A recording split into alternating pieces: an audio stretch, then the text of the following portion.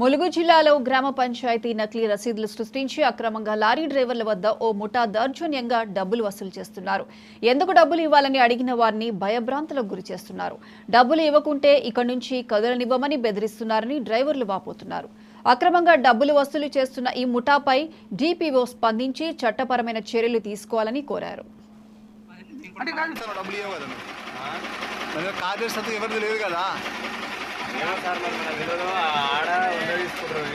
ఒక లారీకి పంచాయతీ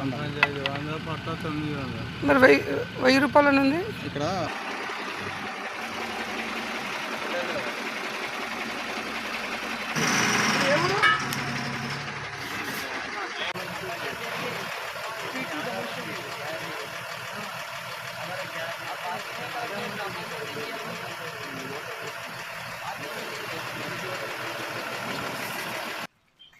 డబ్బులు తీసుకోవటం నేరం. వాళ్ళు కూడా తీసుకుంటారు. వాళ్ళు బంద్ చేసారా? వాళ్ళకు ఇప్పుడు నువ్వు కూడా బంద్ చేయాలి, వాళ్ళు కూడా బంద్ చేస్తారు. వాళ్ళు అంటే కాదు డబ్బులు ఇవ్వదు.